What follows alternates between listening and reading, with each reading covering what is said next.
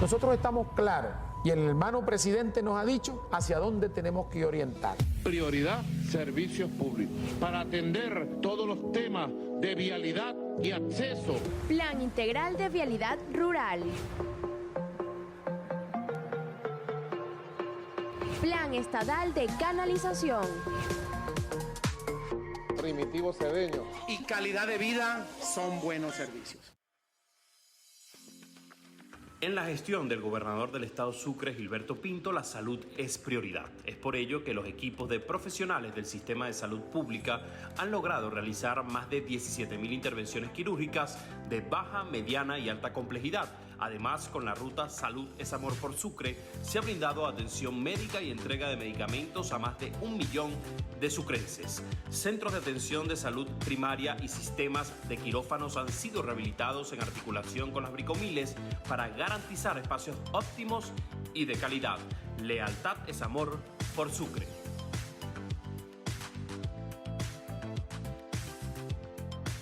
Cumaná continúa siendo la tierra de los sueños posibles. La atención social es uno de los bastiones de nuestra gestión. Le devolvimos a nuestros ciudadanos la tranquilidad de transitar con seguridad por las principales avenidas y calles de la municipalidad. La modernización del sistema de alumbrado público es posible gracias al plan Cumaná se ilumina. Continuamos siendo ejemplo en el deporte venezolano con la recuperación de espacios deportivos.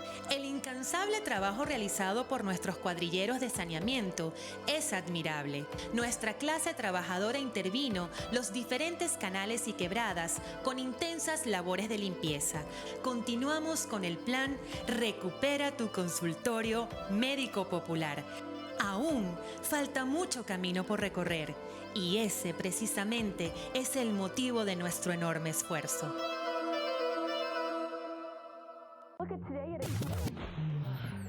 Nadie quiere perderse el final de la película. No poder disfrutar de los mejores momentos de la vida es algo que no debería pasarle a nadie. Por eso CanTV cambia a fibra óptica, para que todos disfrutemos del servicio que merecemos. Estar conectados vale más de lo que cuesta.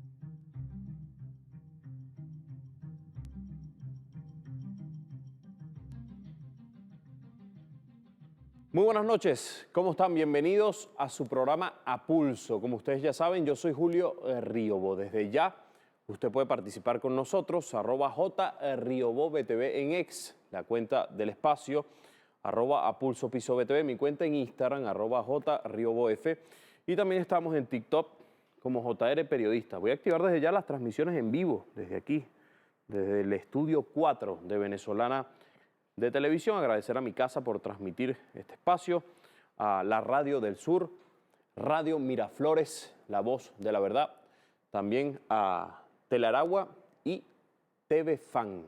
Recuerde, lo repito, puede participar con nosotros desde ya, @JRiobobTV en X, la cuenta del espacio, @APulsoPisoBTV, mi cuenta en Instagram, @JRiobobF, y estamos en TikTok, JR Periodista. Nuestro invitado el día de hoy, voy a tomar aquí la tableta para leer parte de su amplio currículo, hoja de vida, de trabajo además, amplio trabajo, sobre todo en el ámbito jurídico. Doctor, ¿cómo está? Gracias por venir.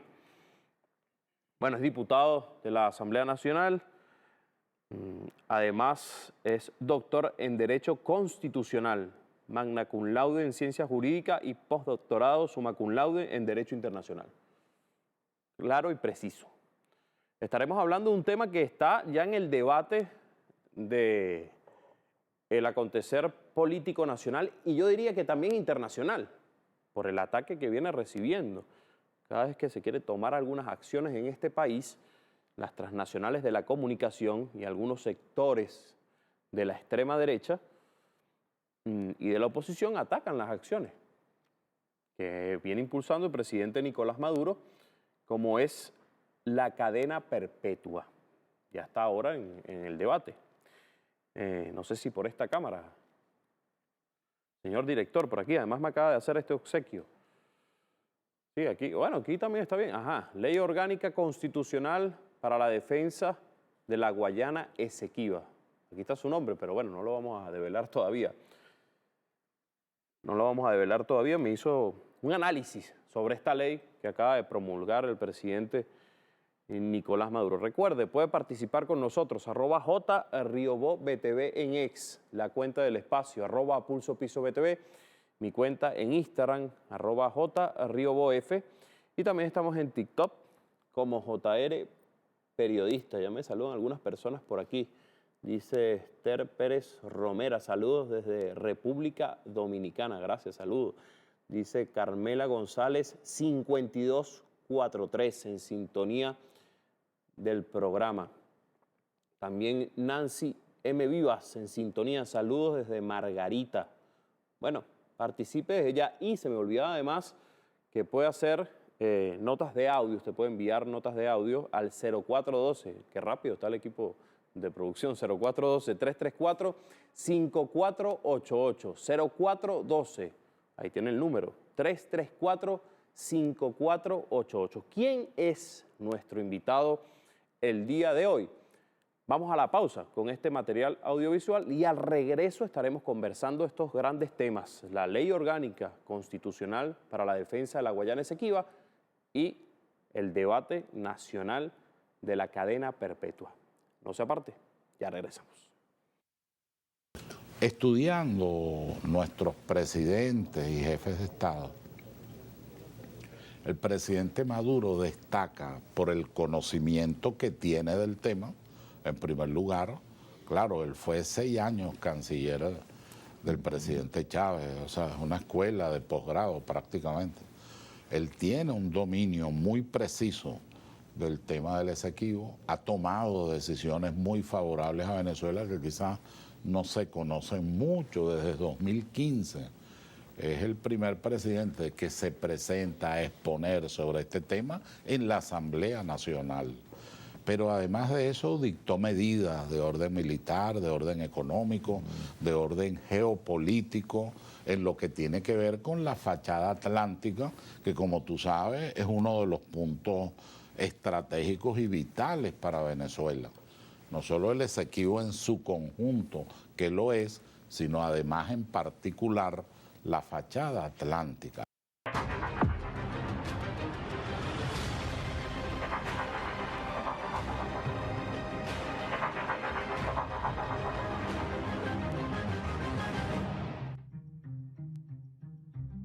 Bueno, continuamos con su programa A Pulso. Recuerde, puede participar con nosotros, @JRiobobTV en X, la cuenta del espacio, @PulsoPisoBTV, mi cuenta en Instagram, @JRiobofF, y también estamos en TikTok, JR Periodista. Y notas de audio, el 0412-334-5488. Dice un comentario por aquí de Jornel Tonio, dice lo siguiente: saludos al profe Escarrá, desde La Guaira. ¿Cómo está usted? Muchas gracias. Profesor, Muchísimas gracias por venir. Dios me lo Diputado, bendiga. doctor Hernán Escarrá, por estar en este programa para hablar de un tema que es fundamental, que desde que lo anunció el presidente Nicolás Maduro está en el debate de la gente, de las leyes, no sé si a usted le gusta ese término, a mí me gusta mucho, pero algunos dicen los juristas. Eso. Uno le gusta, otro no le gusta. Pero bueno, yo quiero comenzar. Yo hice un programa hace poco, doctor, del tema del fascismo. Y hablamos, bueno, de dónde viene la palabra, y me gustaría hacer lo mismo desde aquí, según las leyes, en el ámbito jurídico. ¿Qué significa la cadena perpetua? Bueno, básicamente es una cadena, es decir, es una sucesión de años de por vida donde la persona, el ciudadano o ciudadana, está privado de libertad.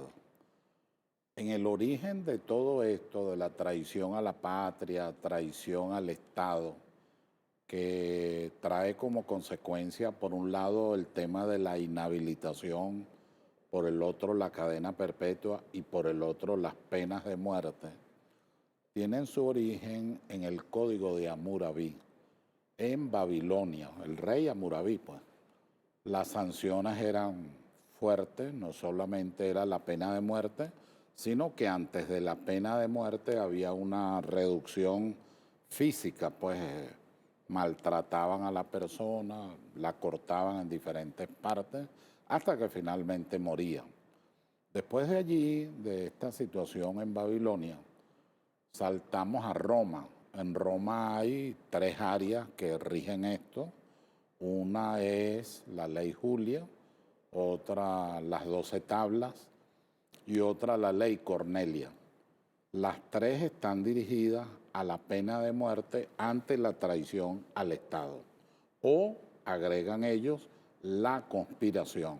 No era solo la traición verificada, sino también los movimientos previos. Unos planes. Los planes de conspiración. De ahí saltamos a la Edad Media. Tiene mucha influencia, digámoslo así, el sistema inglés y sus leyes, también el sistema germánico y alemán, y finalmente tiene una gran influencia Francia. En Francia, ya en la Revolución Francesa, se consolida la pena de muerte. Y para todos aquellos con la Revolución Francesa, 1789 en adelante. Ahí en aquel momento los ciudadanos o ciudadanas que fueran contrarios o que de alguna manera alteraran el orden constitucional eran sometidos a la pena de muerte, que como sabemos era la decapitación. En otros países esto fue evolucionando de manera distinta, porque ya no era solo la pena de muerte, sino era básicamente lo que hoy día llamamos cadena perpetua. Esto lo podemos ver en España. Depende del acontecimiento histórico. De los acontecimientos, esto lo podemos ver en España, lo podemos ver en la Alemania más actual, los delitos contra la República Federal, como se llama en su Código Penal, y lo podemos ver también en la América Latina. En América Latina no hay la pena de muerte como tal. Sí estuve haciendo una pequeña investigación y me di cuenta que en el primer periodo, claro, estamos en la guerra de independencia, ciertamente si se produce la pena de muerte, bueno, se estaba en una situación como aquella, y lo podemos ver en la Constitución de 1819, luego algo en la Constitución de 1830, y me encontré en tiempos del Libertador. Sí, me encontré con un detalle, chico, interesantísimo, y es que los ciudadanos podían cuestionar a un corrupto con sus representantes, hoy diputados, con la Cámara de Representantes. La Cámara de Representantes armaba un expediente, subía al Senado y el Senado tomaba una decisión. Es decir, eso lo llamaríamos hoy una acción popular de control o de contraloría. No tengo noticia de cuán efectivo fue, pero sí están las normas de carácter constitucional. En la actualidad hay algunos sistemas jurídicos, antes de llegar al venezolano, que son un poco complejos. Sistema argentino. O sea, ellos tienen 3 formas de entender el tema de la perpetuidad de la pena o del carácter vitalicio de la misma. ¿Hay algunos donde se plantea por años, doctor, por ejemplo? No. Que dicen, bueno, cadena perpetua, pero son 40 años, ¿no? Sí, cómo no. En México y Chile. México y Chile casualmente tienen ese número, 40 años, solo que ellos agregan sin favorecimientos procesales, sin privilegios procesales. O sea, y como alguien te comentó ahorita, ya lo vamos a leer esa pregunta, interesante. Bien interesante, donde la persona te dice sin indulto. O sea, obviemos el indulto como tal y vayamos a la pena. En consecuencia, ahora, además de eso, ya para entrar en Venezuela, yo consulté con algunos penalistas brillantes, muchos de ellos, algunos grandes profesores, algunos fueron fundadores de la Sala Penal del Tribunal Supremo de Justicia. Me permites mencionar al doctor Angulo Fontivero, que yo considero un maestro, un sabio, un hombre serio. que fue presidente casualmente de la sala penal, y él me decía, el tema no es aumentar la pena desde el punto de vista de él, que es penalista, no es aumentar la pena, no es darle un carácter vitalicio, es que la pena se cumpla.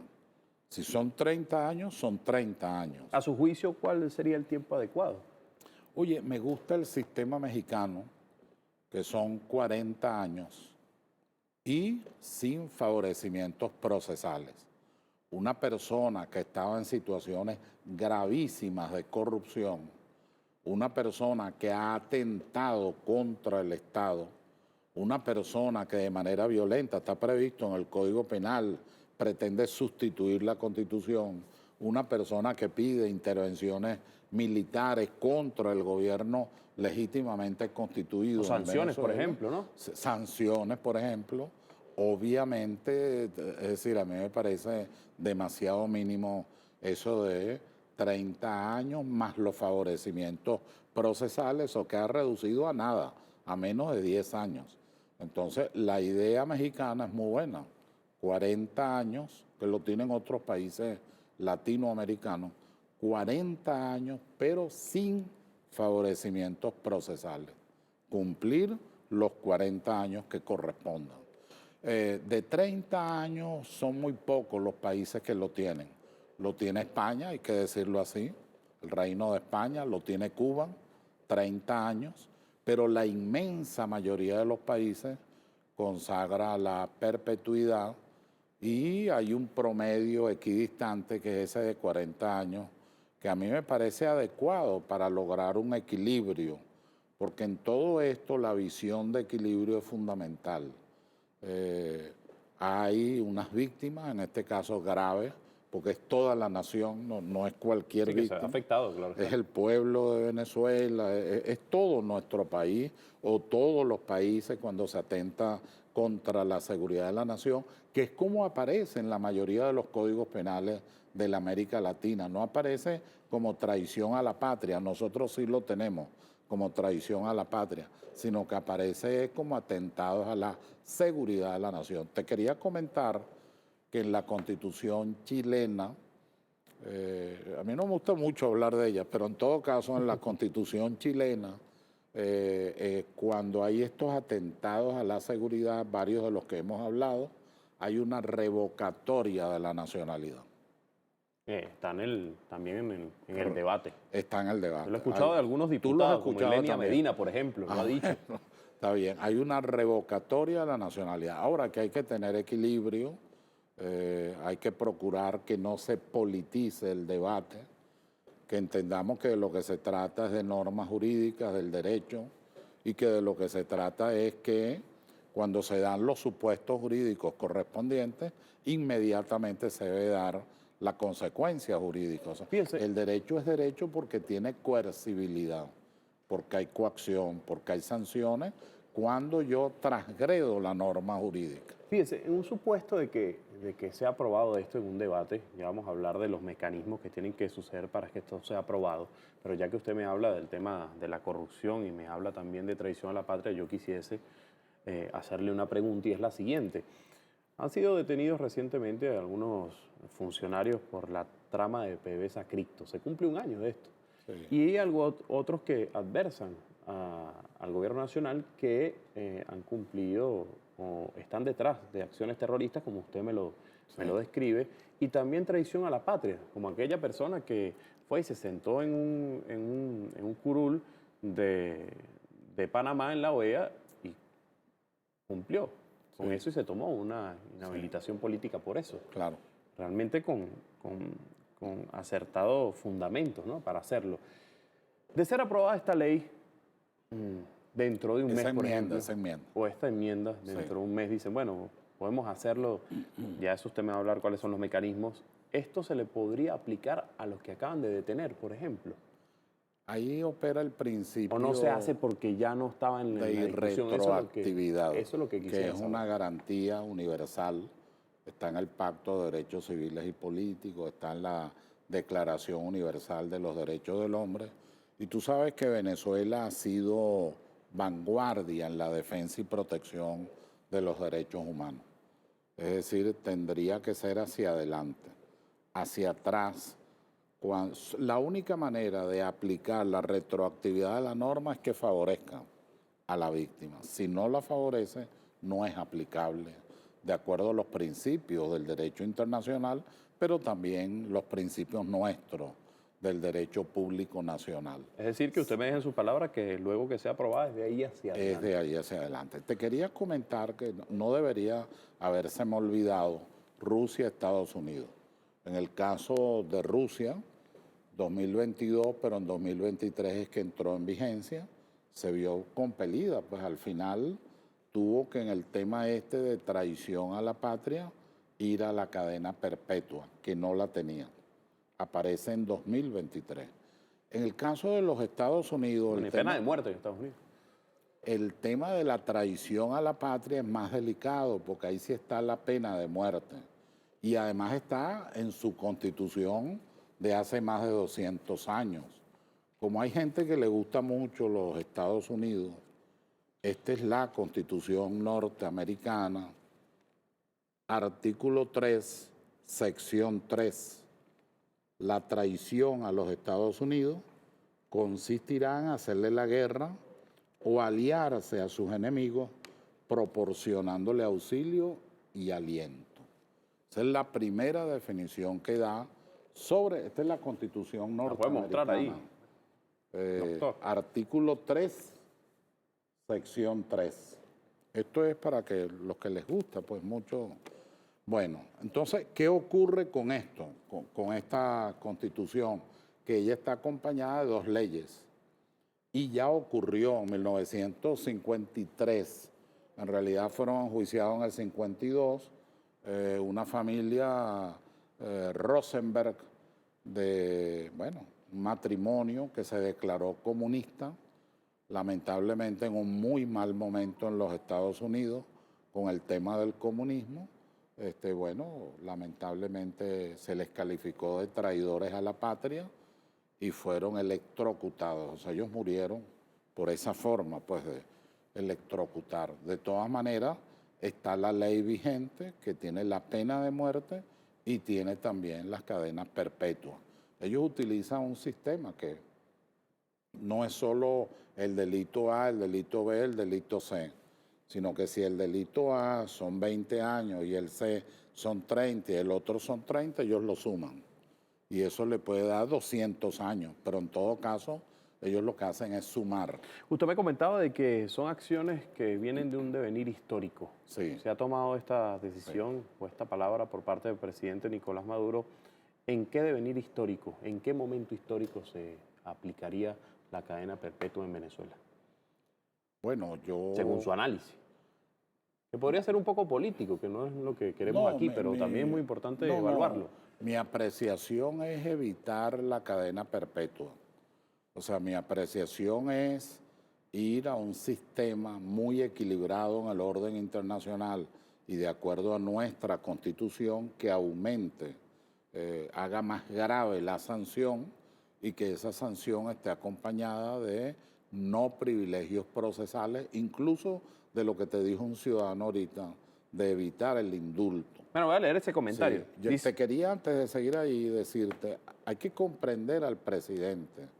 El presidente está en una lucha a muerte, existencial, diríamos, para sacar adelante a Venezuela como lo ha hecho, en medio de las medidas coercitivas unilaterales, en medio de que en el orden interno hay gente pidiendo intervenciones de todo orden, sanciones no también. solo las financieras, no solo las sanciones, sino de carácter militar. Bueno, tiene confianza en algunos equipos de trabajo y resulta que entonces se encuentra con que estaban robando, con que eran unos grandes ladrones y con que se habían llevado parte importante del presupuesto de la nación, porque al final el tema de la corrupción a quién afecta, al pueblo de Venezuela, a la nación venezolana. Por eso es que el presidente agarra la molestia que agarra y dice, bueno, pero entonces esto no tiene otro camino que ir a sanciones. Él nunca planteó, claro, la pena de muerte. Él lo que planteó fue la perpetuidad de la pena. Bueno, vamos a llevar esto, vamos a una enmienda, vamos a un debate, vamos a la consulta popular. ¿Cuáles son los pasos luego de ese debate, ¿qué artículos hay que modificar de la Constitución? Le preguntaría, y además del Código Penal de este país. Te tengo... Tiene ahí sus apuntes. Déjame ver si no se me perdió. Aquí está. Antes de venir para acá, hoy en la tarde, me dediqué a hacer el boceto de la enmienda número 2. Aquí está. Se la presentaré pues, al presidente de la Asamblea Nacional. Ellos harán la consulta y al presidente de la República. Y lo explica. La siguiente enmienda es de acuerdo al artículo 340 de la Constitución y lo que tiene es una adición a las normas. No modifica normas, no olvidemos. Hay 3 procedimientos. Asamblea Constituyente sustituye la Constitución. Reforma constitucional que ella modifica determinadas normas. Mientras que la enmienda lo que hace es una adición. Ahora, ¿a qué normas? O sea, ¿dónde ella enmendaría? Bueno, en realidad esa adición es a la Constitución, porque no hay normas específicas que traten sobre los delitos a los que nos estamos refiriendo. La diferencia que hay en esta propuesta de enmienda, que bueno, entregaré pronto, es que deben ser castigados muy fuertemente los violadores de niñas y niños, de mujeres, los adultos mayores, los que han cometido actos de corrupción tipificados en la legislación venezolana y los que aparecieren como responsables, funcionarios o ciudadanos no investidos de autoridad. O sea, la enmienda no se queda solamente en el tema específico de la corrupción. Comprende otros delitos. Nosotros tenemos situaciones muy graves, tú lo sabes muy bien, que no pueden continuar. O sea, ¿cómo es eso de que ahora Venezuela, bueno, no es que nos parezca normal, sino es muy reiterado el tema de violadores de niñas y niños? Yo me enteré hace muy poco tiempo, hace un mes, o mes y una semana, algo así, de una persona investida de autoridad que violó a una niña de 10 años. Entonces estaba buscando, agarrándose de todo para que lo protegieran. Entonces tú imagínate, ponte tú a pensar en eso. A la vez las violaciones a las mujeres, esos son delitos graves sobre los que hay que actuar con mucha fuerza. También estaría en el debate no solamente entonces el tema de la corrupción, traición a la patria y las inhabilitaciones. No solo el tema de la corrupción, que ya es fundamental, es importante y es el que inicia todo esto, el tema de la corrupción, sino el tema de la traición a la patria, que tiene diferentes manifestaciones, pero también estos delitos graves que estamos colocando en el proyecto de enmienda que estoy presentando por primera vez. Porque lo que tiene, un tubazo, dirían lo que tiene son 3 horas. 3 horas de haberlo redactado. Lo otro, ¿Qué otro ahí llamativo artículo? Yo veo que son varios. ¿Cuántos? Son varios, son 7 artículos. ¿Podría leerme otro, sí. Doctor? Bueno, el de las inhabilitaciones. No puede ser presidente o presidenta, diputado o diputada, magistrado o magistrado del Tribunal Supremo de Justicia, ni a ninguno de los cargos de elección y en particular de los órganos de la administración pública en general, quienes hayan sido condenados. Debe haber una condena definitivamente firme a penas superiores a los 3 años.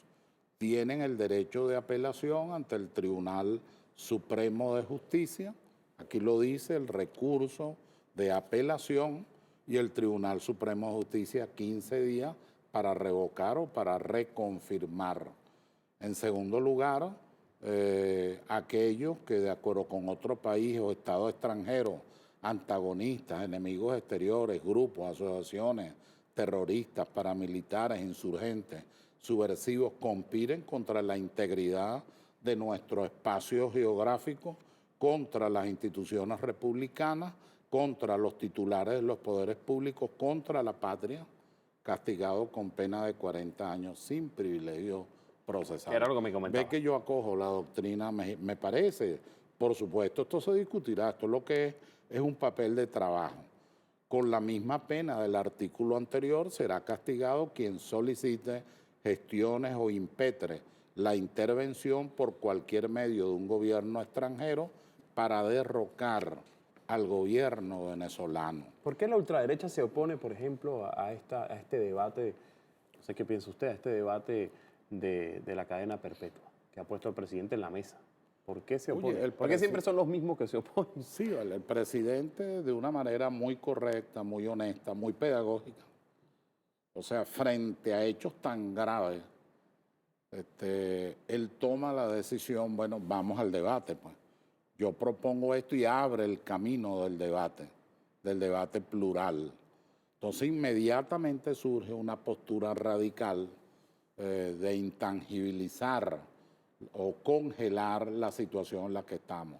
El tema está en que ya las sanciones no son suficientes, no son claras, no son definitivas en lo que tiene que ver con todo lo que estamos viviendo. Hay que ver lo que ha significado el desbarajuste, el disparate doloroso en PDVSA, en todo el sistema Petro, en todo el sistema criptoactivo. Hay que ver todo lo que eso ha significado y lo que significa, por supuesto. Pero también hay que tomar en cuenta que si no se toman decisiones drásticas, serias, siempre en el marco del Estado de Derecho, siempre. Pero si no se toman decisiones, bueno, esto puede continuar. Es necesario ponerle un punto final a esto. ¿Y sería ese punto final Podría ser. Esto no es suficiente. Yo nunca he creído que con que tú redactes una ley, una norma, ya se resolvió el problema.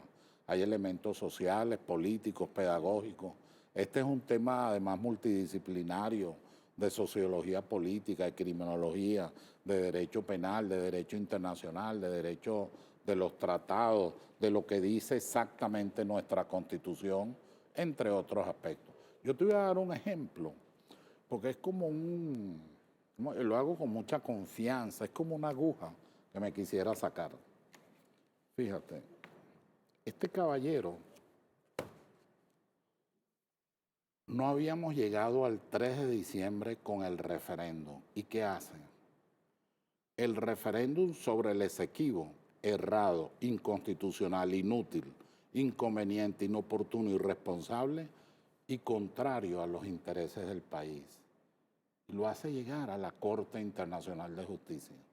Por eso es que la Corte creyó en algún momento que podía suspender el referéndum y suspender nuestra Constitución. Lo que pasa es que el presidente actuó muy rápido, la vicepresidenta fue allá, presentó las objeciones correspondientes, pero ¿cómo llamamos esto? ¿Qué nombre le podemos dar? Bueno, esa misma guerra, por así decirlo, mediática que también pasa, está sucediendo con el tema de la cadena perpetua. ¿Por qué Venezuela no puede tener esto y sí lo puede tener México, sí lo puede tener Argentina, sí lo puede tener Estados Unidos, sí lo pueden tener países en Europa? Estados Unidos es peor, porque tiene pena de muerte. O sea, lo de ellos no es simplemente... Por ejemplo, ¿por qué las transnacionales hacen eso? Usted me lo podría responder. ¿Por qué no podemos nosotros tener esta cadena perpetua como lo tienen otros países de Latinoamérica?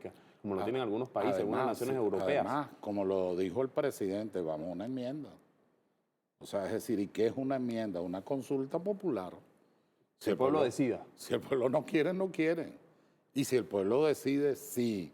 Mayoritariamente decimos que sí a la cadena perpetua o a los 40 años o a decisiones que se tomen más severas que se tomen. Entonces, eso, por supuesto, debe ser objeto de mucho respeto en la democracia. Porque el otro problema, esta frase se la oí por primera vez a Chávez hace tiempo. Él decía, bueno, pero es que esta gente está acostumbrada a una democracia sin pueblo. Ese es el problema central. El de este caballero, por ejemplo, burlándose así del referéndum, es porque en su noción de democracia no existe la idea de pueblo. En la noción de la revolución bolivariana, el pueblo es primero. Entonces, frente a un hecho trascendental, bueno, el presidente con agarrarse la Constitución tiene. Él es la competencia más alta que hay en materia de política exterior. Y sin embargo, el presidente dijo, no, vale, vamos conjuntamente con el Parlamento a un referéndum. Es como ahorita, cuando él hace el planteamiento, ¿qué es lo que dice? Vamos a una enmienda.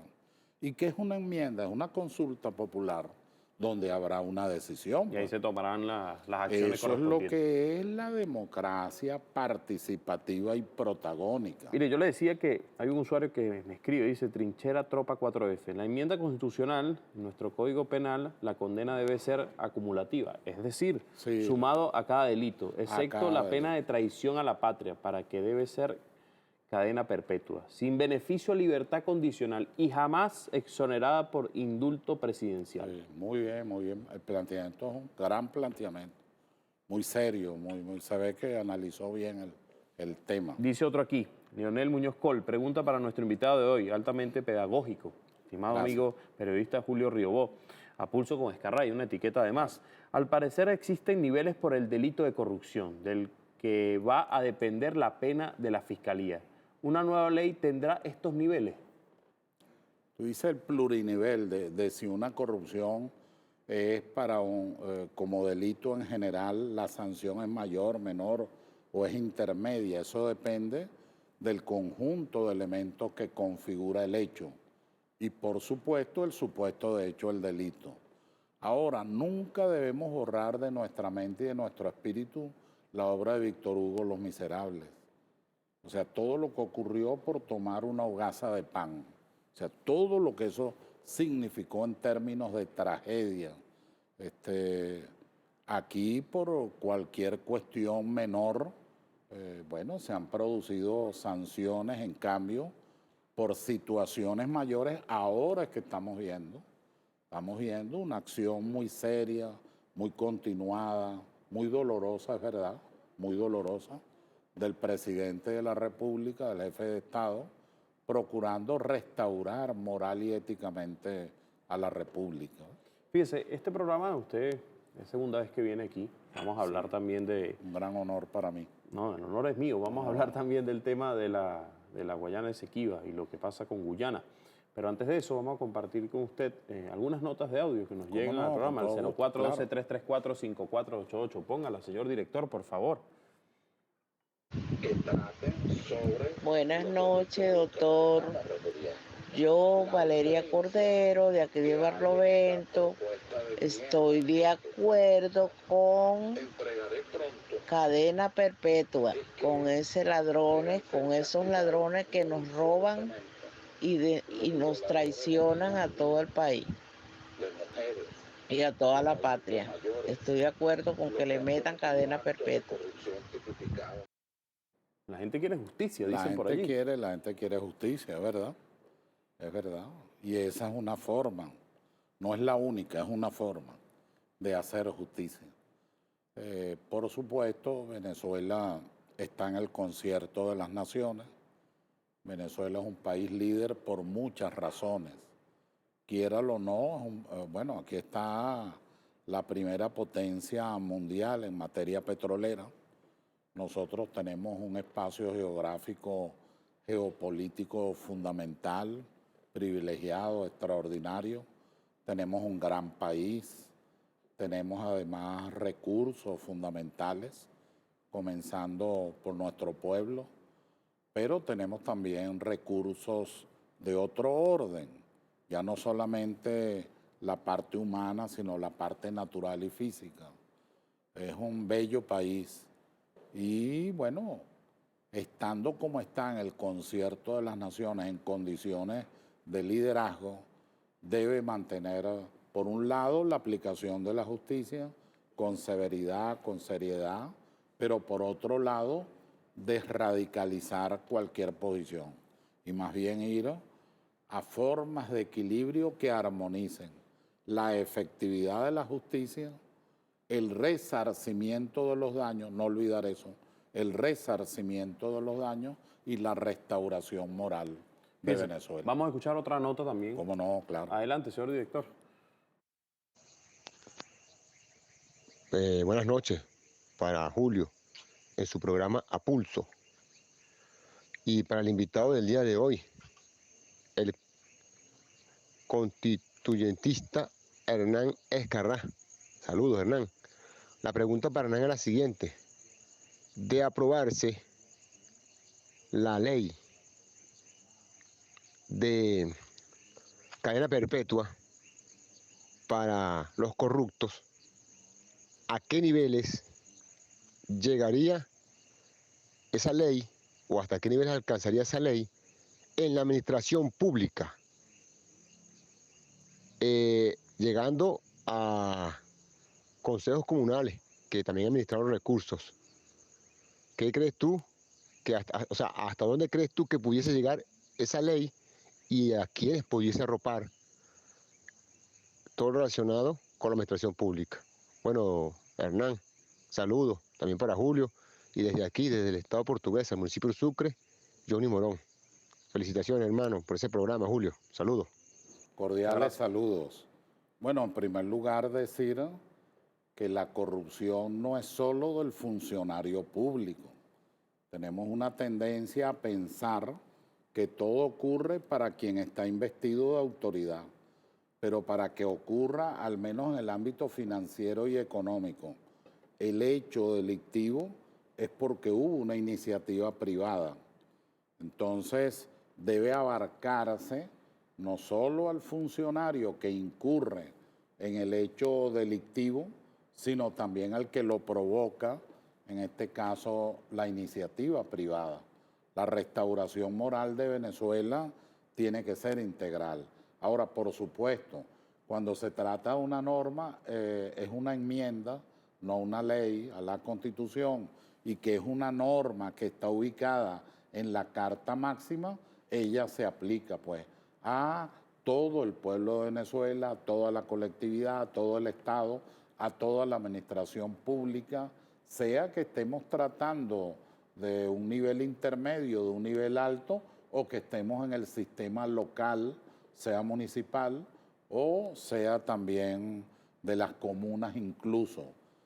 El hecho delictivo como tal es el que va a determinar la sanción y, por supuesto, además de la sanción, las acciones que deben ocurrir. Nosotros tenemos que hacer un esfuerzo de superar esto. Yo creo que ahí es la lucha que tiene el presidente. Te hago un comentario. Cuando llega Pinochet a Chile, el presidente Frei, el padre del que después fue presidente, su hijo, Eduardo Frei Montalvo, llegó aquí al aeropuerto de Maiquetía y un periodista le pregunta, ¿por qué cree usted que cayó la democracia que más tiempo tenía en la América Latina? Y él le contestó, porque nos ladronamos unos a otros. Y llegó el momento en que el pueblo pensó que todos los políticos éramos unos ladrones. En eso hay que tener cuidado porque no es verdad. Hay quien es ladrón y hay quien no es ladrón.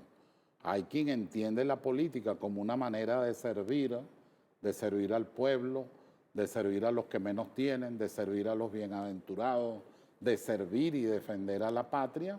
Y hay quien no sabe qué es la patria, pero sí sabe lo que es patrimonio. Entonces confunde patria con patrimonio. Y ahí se producen estas cosas escandalosas en términos de corrupción que nosotros estamos viviendo. Te puedo decir que el año pasado, producto de unos informes, y además fue un hecho mío que yo debía haber ponderado, no lo ponderé, me hacen una pregunta y yo contesto, el monto de esto es este, y dijo un monto para aquel momento alto. La gente me ha llamado diciendo, bueno, usted se quedó atrás, usted no, es un monto tonto. Lo que usted dijo de la gravedad de lo que se está descubriendo, de lo que se sabe y de lo que se está por saber. Hay que decir también que además de un presidente como el que tenemos un gran fiscal. O sea, Tarek William Saab es un fiscal valiente, realmente. Ha tomado decisiones fuertes, las ha hecho con el cuidado que debe hacerse, con una gran investigación de por medio para poder llegar con claridad a la acusación o a la imputación. Y yo creo que eso ayuda, sin lugar a dudas, el que se tenga un ministerio público como el que en este momento se tiene y que debemos respetar y reconocer y apoyar. Fíjese, hay un comentario aquí, dice lo siguiente, Julio Hernández: considero que el castigo no debe ser cadena perpetua, escribe, sino quitarle todos sus bienes y debe ser sometido a trabajos forzados durante 20 años, sin beneficios, debe cumplir un horario de trabajo de 4 de la mañana a 10 de la noche, sin visita, y al salir no podrá ejercer ningún cargo público de por vida. Es la gente que, bueno, tiene sus opiniones. No, es un planteamiento interesante. Además, creo, yo no sé, en esto que está aquí, que es un borrador, está planteado el tema de los bienes, que es la confiscación e incautación de los bienes, para intentar resarcir a la República de los daños ocasionados. Aquí está, la Asamblea Nacional podrá decretar, mediante acuerdo aprobado por la mayoría absoluta de sus miembros, la incautación de todos los bienes de estas ciudadanas o ciudadanos y de quienes se hayan enriquecido ilícitamente ante la transgresión de las normas de la ética pública y la usurpación, y así procurar resarcir a la República de los perjuicios que se le hayan causado. De tal manera que coincidimos plenamente con lo que tiene que haber necesariamente una actuación en esa materia. Alan Clavijo dice: señor Escarrato, ¿usted cree que la cadena perpetua sea suficiente para acabar con la corrupción? No. ¿O será más importante acabar con la impunidad? Sí, bueno, él toca un tema bien delicado, que es el de la impunidad. El Libertador decía, Manifiesto de Cartagena de 1812, decía el padre Libertador: a cada delito un perdón, un nuevo delito otro perdón, y así fuimos destruyendo la República. ¿Por qué? Porque él atacaba el tema de la impunidad. Nosotros tenemos que ser más severos en esa materia.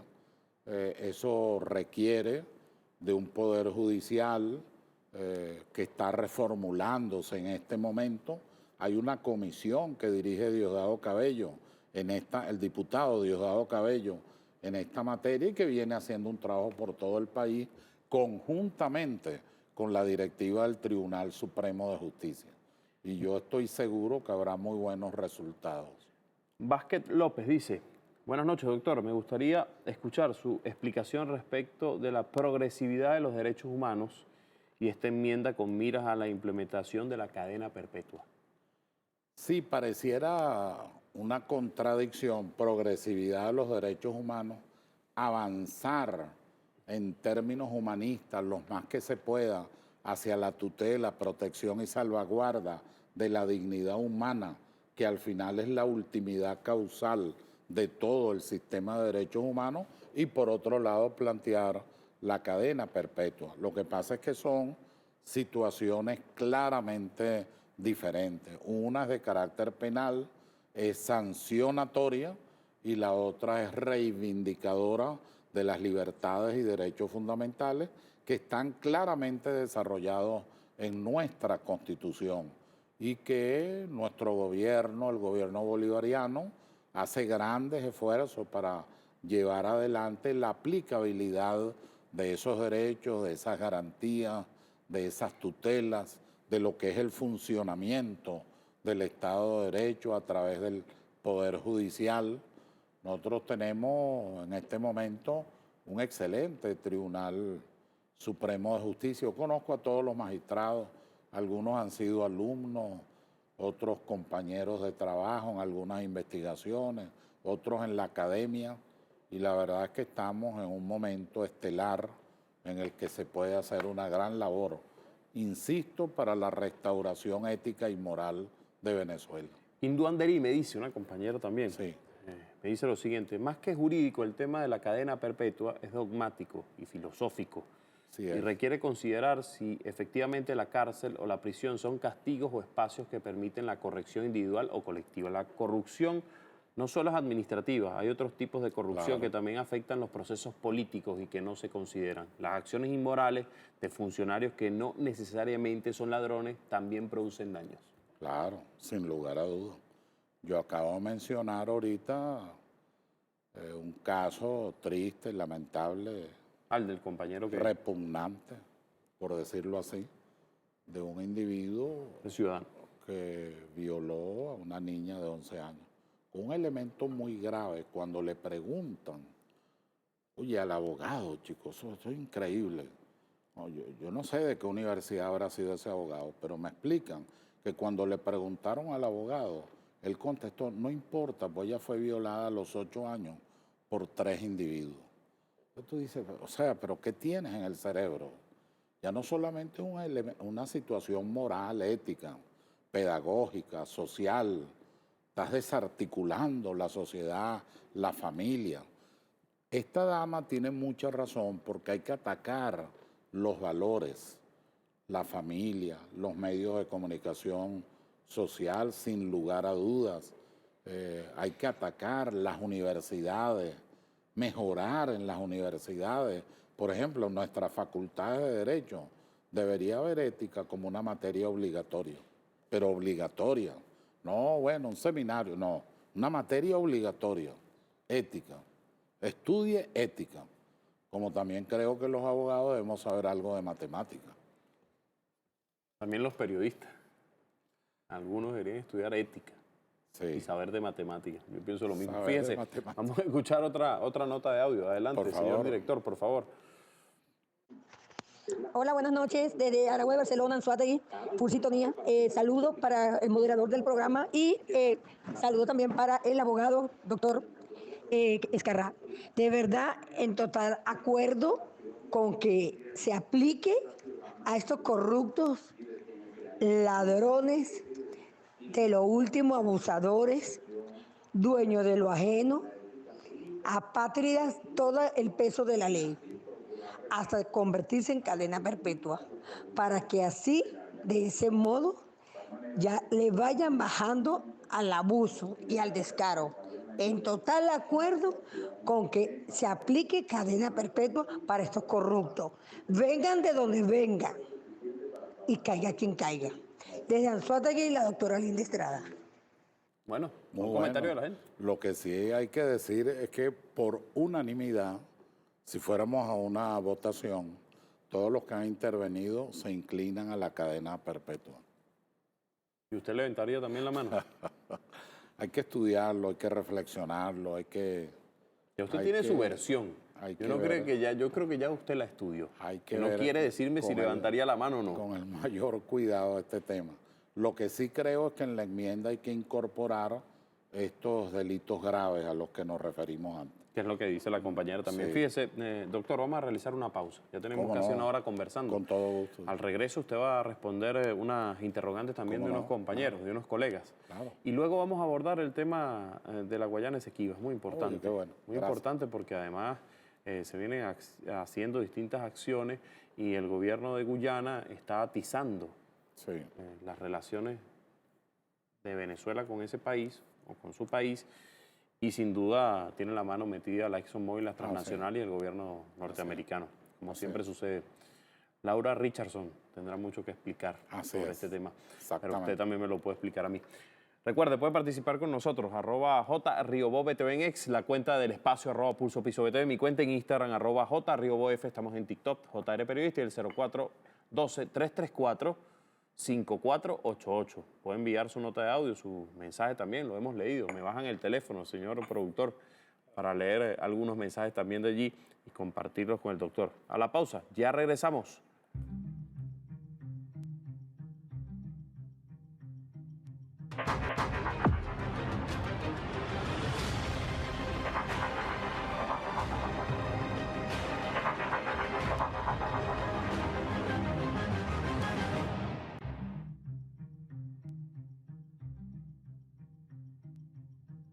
Bueno, continuamos con su programa A Pulso. Ya lo veían ahí, estamos conversando con el doctor Germán Ezcarrá. Hay una etiqueta, además, numeral A Pulso con Ezcarrá. Recuerde, puede participar con nosotros, @JRiobobTV en X, la cuenta del espacio, @PulsoPisoBTV, mi cuenta en Instagram, @JRiobOF, también estamos en TikTok, JR Periodista, y el 0412-334-5488. Yo le comentaba, doctor, que íbamos a hacer una sección que se llama Pulso en los medios. Ellos van a hacer, son 3 colegas que van a hacer sus interrogantes. Póngala allí, señor director, por favor. Está con nosotros Verónica Díaz Jum, periodista del 4F, John Ramírez, YBKE Mundial, corresponsal en el estado Carabobo, y Alex Duxon Fernández, programa primera edición de la emisora Estéreo 89.7 FM esto en el estado Zulia. Vamos a comenzar con Verónica. Buenas noches, Verónica, ¿cómo estás? Para escuchar tu interrogante, tu comentario, tu pregunta. Adelante. Periodista. Hola, buenas noches a mi colega periodista. ¿Cómo está? Y al doctor Escarrá.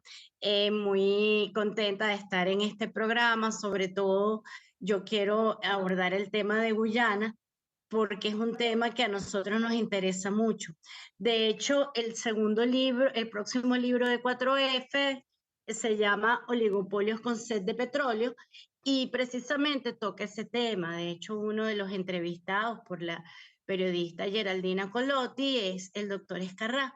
Yo quisiera, doctor, aprovechar la oportunidad de que estamos aquí con usted para que nos hable sobre este tema, sobre todo las tensiones han vuelto, dado que Guyana, pese a los resultados del referendo, a los 10 millones de votos, insiste en desconocer, sentarse a hablar, desconocer que es un área en reclamación y sigue con sus negociaciones con la ExxonMobil.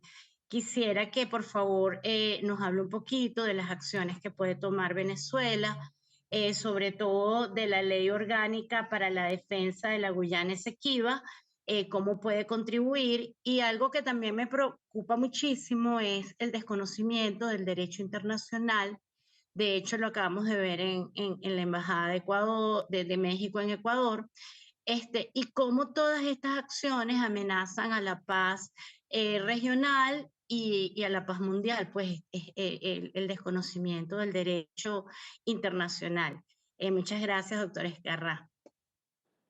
Cordiales saludos, Verónica, en primer lugar, y dámele, por favor, mi cariño y afecto a la licenciada Colotti, con quien tenemos una relación de hace mucho tiempo en términos de entrevistas de carácter político. Creo que esta es la primera más profesional, académica, técnica, en relación al tema del Esequibo. Lo primero que hay que decir es que la ley orgánica para la defensa, del Esequibo nuestro, de la Guayana Esequiba, tiene varias líneas de acción. Una primera línea es la creación del Estado de la Guayana Esequiba y en eso estamos en este momento. El presidente tomó una serie de medidas, el Parlamento está tomando otras y ya estamos en plan pues, de lo que es la organización final de ese Estado, que es como decir en otro lenguaje una forma de posicionarnos de lo que es nuestro. Segundo lugar, ahí se crea en esa ley y también en decisiones del presidente la CBG Esequibo y también la PDVSA Esequibo, con el objeto de afianzar el elemento financiero, petrolero, gasífero, industrial. Tengo conocimiento del desarrollo habitacional que se está haciendo, San Martín de Turumbán, pero tengo también conocimiento de las vías de penetración y del despliegue de nuestra Fuerza Armada. Venezuela ha desarrollado con el presidente Maduro, por un lado, la aplicación de la ley y por la otra de la diplomacia bolivariana de paz, explicando, buscando alianzas, pero nunca dando un paso atrás. Venezuela ha ido más bien adelante. Venezuela fue ahorita y dio una declaración extraordinaria, pero clara, fuerte, valiente, contundente, de la vicepresidenta. En el punto número 2 de esa declaración, ella le reitera allá en La Haya a la Corte Internacional de Justicia: señores, ustedes no tienen jurisdicción. Nosotros trajimos aquí 50 cajas de títulos. Está bien, aquí están. Pero ustedes no tienen jurisdicción para decidir sobre esta materia. Y lo otro que agrega ese segundo punto es precisamente que no se aceptará ninguna decisión que en esa materia de fronteriza y de nuestro espacio territorial tome una corte que no tiene jurisdicción, pues simplemente se pone de espaldas al derecho internacional. Ahora, el tema es también geopolítico. El tema no es solamente la Chevron, el tema no es solamente la ExxonMobil, el tema no es las inversiones de otros países que hay allí. Allá hay un tema de orden geopolítico, claro que geoeconómico, a partir de la fachada atlántica y del desequilibrio mundial que hay en este momento con la situación energética y del petróleo de los Estados Unidos y de otros países de Occidente.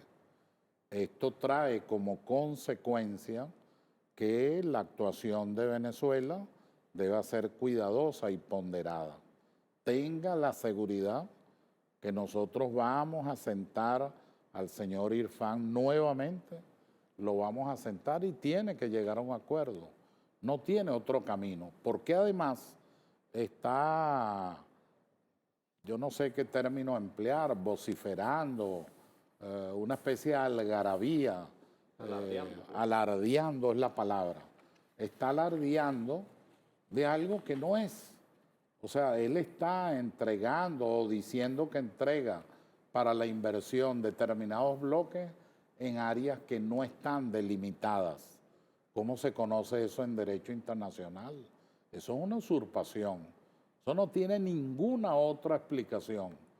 Entonces, sin lugar a duda, claro, Venezuela tiene sus equipos, el Parlamento lo tiene, el Ejecutivo lo tiene, se nombró una comisión de Estado donde están todos los poderes, presidida por nuestra queridísima vicepresidenta Delcy Rodríguez, y yo estoy seguro que ahí se deben estar tratando algunos de estos temas y preparando las demandas correspondientes, porque cualquiera que invierta en un espacio geográfico que no es suyo, obviamente está cometiendo un delito, obviamente está transgrediendo las normas internacionales. Y Venezuela manifestó el 3 de diciembre que mayoritariamente nosotros estamos unidos. Hay por ahí unas voces agoreras, menguadas, débiles, menores, de un sector extremo de la oposición. Digo un sector porque debo ser honesto. Hay una oposición que está en el Parlamento que ha votado por unanimidad cada uno de los temas propuestos en materia del Esequibo. Nos ha acompañado a las fuerzas bolivarianas en esas decisiones. Ahora hay otro sector que no tiene patria, que no le duele Venezuela, que no le importa. Por eso es que el artículo 25 de la ley prevé una serie de sanciones, entre ellas la inhabilitación absoluta y total para cualquier cargo de naturaleza pública. Tenga fe y tenga la seguridad que vamos a salir adelante en todo esto. Bueno, vamos ahora con John Ramírez, YBKM Mundial, corresponsal en el estado Carabobo. Adelante, John, buenas noches, ¿cómo estás?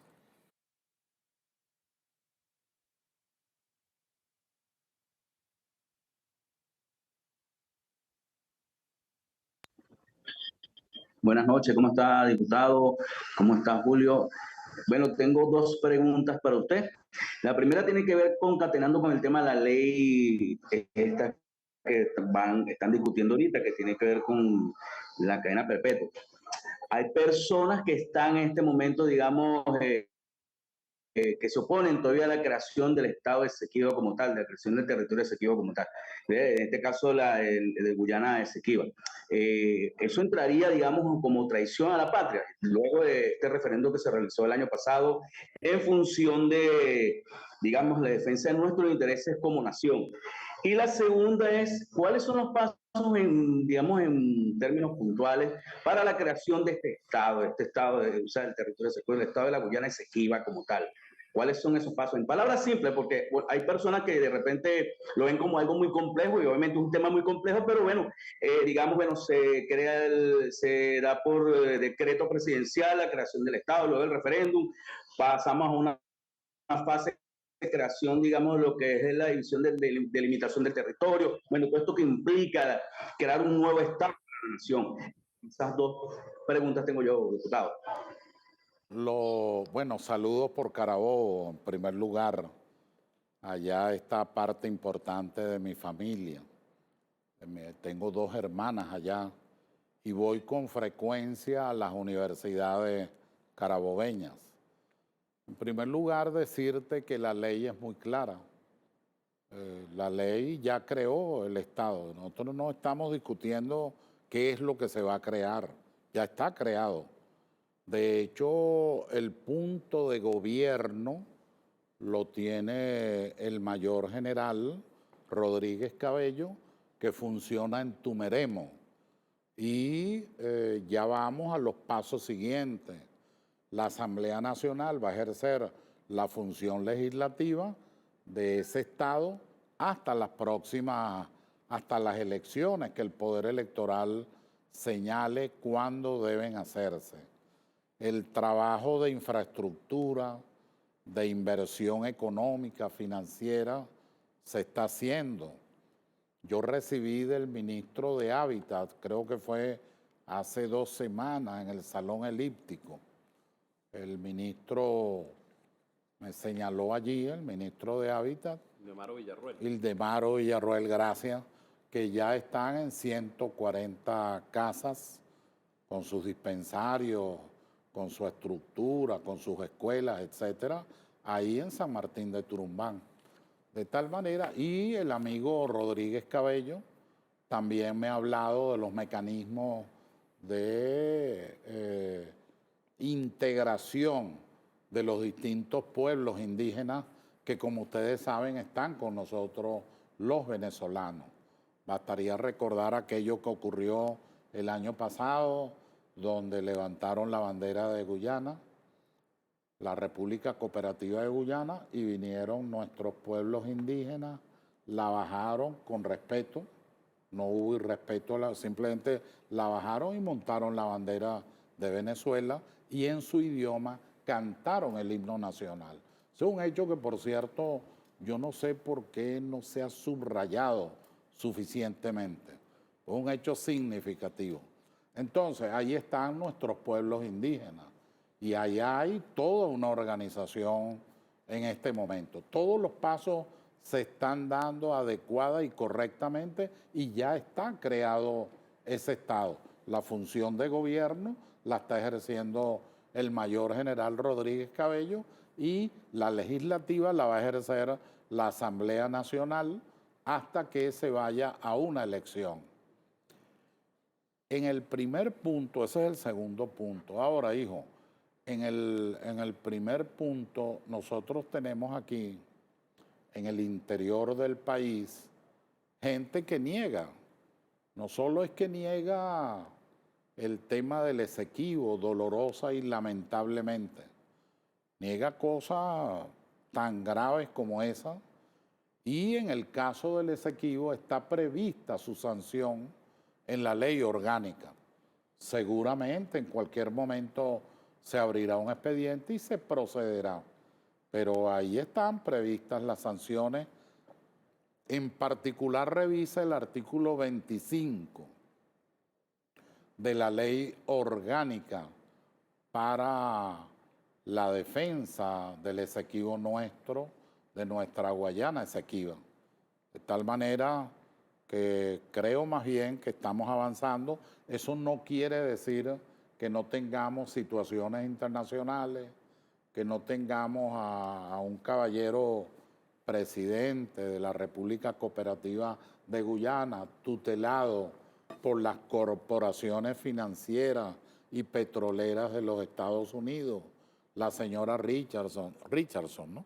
Dando declaraciones alocadas, groseras, ofensivas, visitas de la CIA, hasta el presidente Clinton, expresidente Clinton estuvo visitando el área, la zona. ¿Por qué? Porque resulta que allá hay grandes concentraciones de petróleo, de gas, de oro, de coltán, de diamantes, de lo que llaman ahora minerales extraños, entre otros aspectos. Venezuela pues está en lo que debe estar, en ejercicio de soberanía y ha tomado decisiones fundamentales. 3 de diciembre, referéndum. Hace poco en el Salón Elíptico el presidente firma el ejecútese de la ley orgánica y ya se empezó a desarrollar esa ley. Ahí está el programa, ahí está el camino.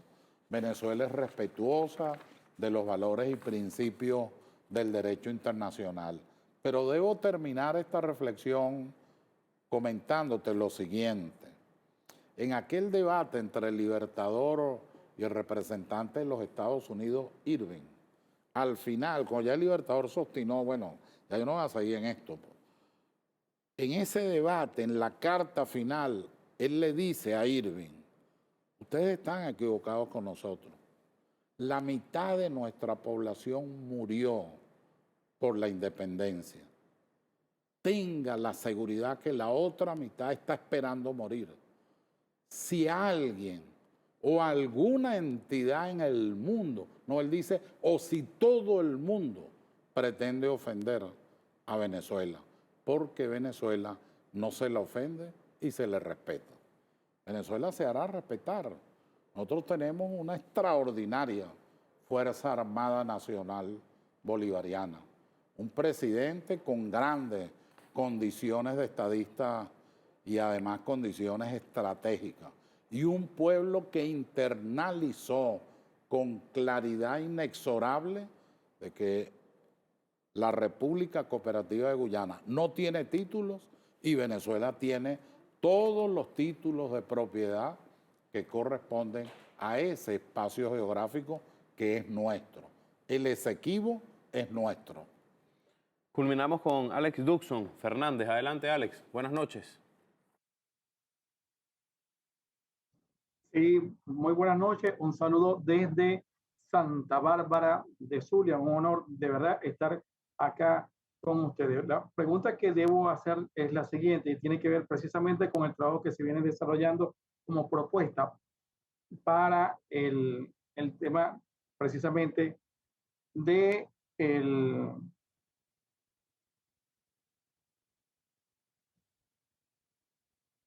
la cadena perpetua. Disculpen, pasa que tenemos unos inconvenientes aquí. ¿A qué delito se le asignará este tipo de sanciones? ¿Y cuál será el criterio procesal para decidir aplicar este tipo de sanción? Por supuesto. Otra cosa, quisiera abordar el tema relacionado al Esequibo. Venezuela tiene su frente atlántico, un puerto natural de importancia capital, el juego de los británicos primero y más grande colonizador. Entonces tenemos que esperar algunos tiempos para poder sustentar nuestro territorio, para poder afianzar lo que nos pertenece. Esa es la pregunta y de verdad muchas gracias desde el sur del lago, desde Santa Bárbara de Zulia. Qué bueno. Por allá tengo un amigo llamado Rocco que desarrolla las queseras. Tiene una inversión en queseras. Él dice que son los quesos más extraordinarios de toda Venezuela. Zuliano como es, él dice que no hay queso que pueda ser superado. Y en la Navidad, yo nunca había comido eso, nos dio un queso navideño. Muy bueno realmente. De tal manera que un saludo cordial en Santa Bárbara del Zulia. Lo segundo, mi querido amigo, ahí está la fachada atlántica, es verdad. Es un punto muy estratégico para Venezuela, por razones quizás distintas a quienes intentan usurpar. Lo que ocurre con Venezuela es que ahí están las bocas del Orinoco y ahí está la salida del Orinoco. Nosotros no podemos bloquear, creo que fue Humboldt que dijo, el que controle las bocas del Orinoco, y esa fachada controló toda Sudamérica. De tal manera que nosotros estamos muy conscientes de eso, los venezolanos y en particular nuestra Fuerza Armada Nacional Bolivariana. En ese tema estamos avanzando, hay unos decretos de protección de la fachada atlántica y en la comisión parlamentaria que me honro en presidir, se está trabajando en un nuevo decreto mucho más actualizado en relación a ese tema, con gente muy experta como el almirante Jiménez Ratia, como el capitán de navío Peña Acevedo, entre otros, porque debe reconocerse así, la Armada, toda nuestra Fuerza Armada, pero la Armada tiene un conocimiento muy particular y muy especial sobre el tema. En lo que respecta a la cadena perpetua, no es una ley, no puede ser a través de una ley, es una enmienda. La Constitución tiene 3 procedimientos. Asamblea Constituyente, el procedimiento más agravado, su objeto es sustituir una Constitución entre otros. Tiene el procedimiento de reforma constitucional, que es un procedimiento no tan agravado como el constituyente, sin lugar a dudas, pero es un procedimiento para sustituir títulos, capítulos, conjunto de normas. En el caso de la enmienda, es el procedimiento menos agravado. Tiene una iniciativa presidencial, una iniciativa ciudadana, tiene una iniciativa parlamentaria. Cualquiera que se ejerza, entiendo que aquí sería el presidente de la República, de una vez convoca la enmienda y el pueblo sale a votar como está acostumbrado en la democracia participativa y protagónica que nosotros estamos viviendo. Pero lo que va a votar es una enmienda, que es una adición, dice la norma, es una adición a la Constitución. Entonces, bueno, ahí se presentarán distintas alternativas y por supuesto mayoritariamente será efectiva aquella que tenga la mayor votación, como ocurrió con las 5 preguntas que se hicieron el 3 de diciembre. No es una consulta, este es un programa muy participativo, muy profesional, muy serio, de un excelente nivel, muy bien llevado y por supuesto la participación le permite a uno al menos percibir que una unanimidad, no he visto hasta ahora un voto disidente o una postura disidente o un análisis disidente, por unanimidad la gente acompaña la idea de la cadena perpetua, mejorándola, agregándole, como algunos lo hicieron, algunas consideraciones que ciertamente hay que tomar en cuenta. Bueno, agradezco a Verónica, a Alex y también a John por haber participado en este espacio. Nos quedan tan solo 5 minutos, doctor. Yo quiero hacerle una pregunta también del tema de la ley orgánica para la defensa de la Guayana Esequiba. Es la siguiente. ¿Qué tiene de acontecer histórico y alguna novedad jurídica a esta ley que pueda ser aplicada de manera inmediata? Oye, es una ley sin lugar a dudas muy original, tiene muchas novedades.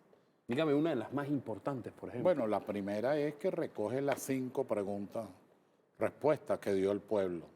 Comienza negando el laudo arbitral de 1899. En segundo lugar, señala inmediatamente que debe seguirse el Acuerdo de Ginebra. En tercer lugar, señala que la Corte Internacional de Justicia no tiene jurisdicción, agrega inmediatamente que no se puede estar haciendo inversiones ni tomando decisiones en áreas marinas por delimitar, y luego en la última parte crea el nuevo Estado, el Estado número 24.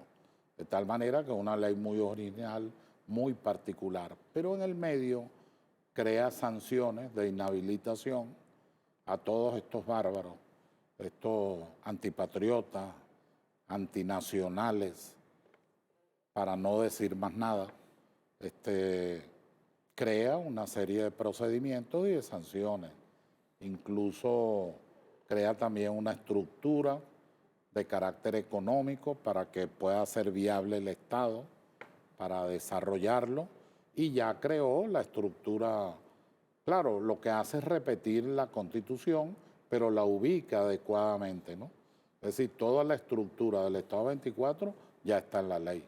Fíjese, ¿usted ha leído los argumentos finales de Guyana ante la Corte Internacional de Justicia? ¿Cuáles son sus argumentos, los finales? Dice que el argumento central es el de la petición.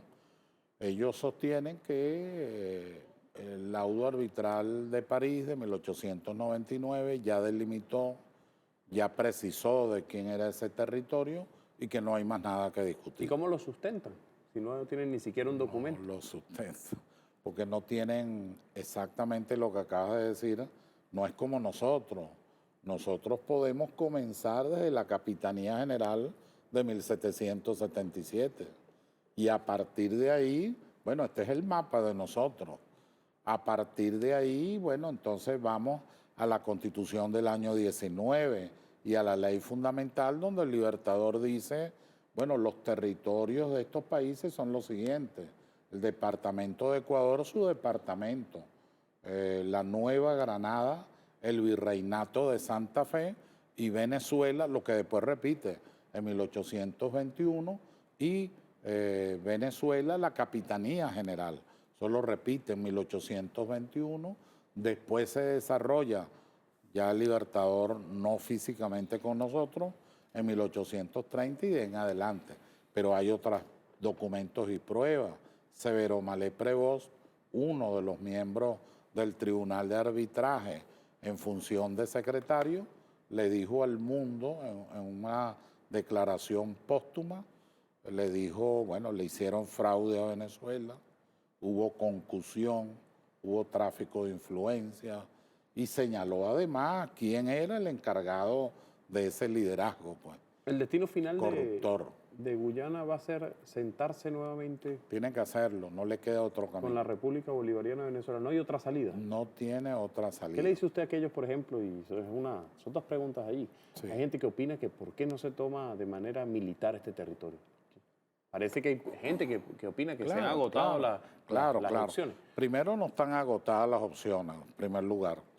Segundo lugar, nosotros estamos en un mundo muy complejo donde hay que valorar lo que los militares llaman el poder relativo de combate. Es decir, no olvidemos que la confrontación nuestra no es con la República Cooperativa de Guyana, es con los Estados Unidos e Inglaterra, las dos cabezas de coalición del mundo occidental. De tal manera que en términos técnico-militares y en términos financieros tenemos que saber manejarnos con un gran equilibrio, con mucha responsabilidad y con mucha seriedad. Bueno, agradezco al doctor Germán Escarrá por haber venido a este programa a Pulso. Gracias, muchas gracias. Ha llegado el momento de despedirnos. Agradezco a mi casa por aquí. Bueno, por la grúa está, por aquí. A mi casa venezolana de televisión. Es culpa largo de mi coordinador de piso. Yo le digo por aquí, pero ella no sabe. Aquella. Bueno, nos despedimos por aquí. Agradezco a mi casa venezolana de televisión, a Telearagua, a TV Fan y también a la Radio del Sur, así como Radio Miraflores por transmitir este programa en tiempo real. Nos vemos el próximo viernes a la misma hora, a las 10 de la noche.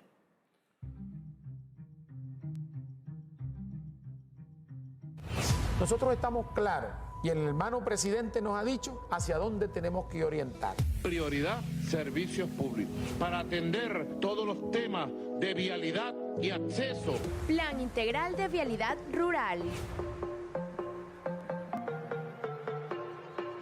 Plan Estadal de Canalización. Primitivo Cedeño. Y calidad de vida son buenos servicios. En la gestión del gobernador del estado Sucre, Gilberto Pinto, la salud es prioridad. Es por ello que los equipos de profesionales del sistema de salud pública han logrado realizar más de 17.000 intervenciones quirúrgicas de baja, mediana y alta complejidad. Además, con la ruta Salud es Amor por Sucre, se ha brindado atención médica y entrega de medicamentos a más de 1 millón de sucrenses. Centros de atención de salud primaria y sistemas de quirófanos han sido rehabilitados en articulación con las bricomiles para garantizar espacios óptimos y de calidad. Lealtad es amor por Sucre.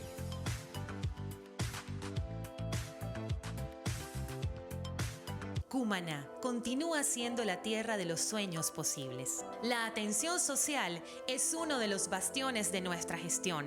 Le devolvimos a nuestros ciudadanos la tranquilidad de transitar con seguridad por las principales avenidas y calles de la municipalidad. La modernización del sistema de alumbrado público es posible gracias al plan Cumaná se ilumina. Continuamos siendo ejemplo en el deporte venezolano con la recuperación de espacios deportivos.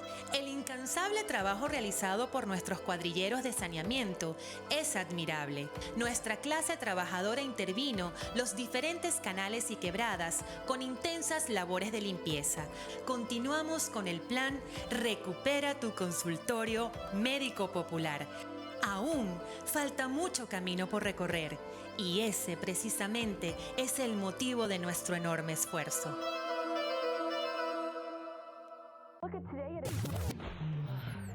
Nadie quiere perderse el final de la película. No poder disfrutar de los mejores momentos de la vida es algo que no debería pasarle a nadie.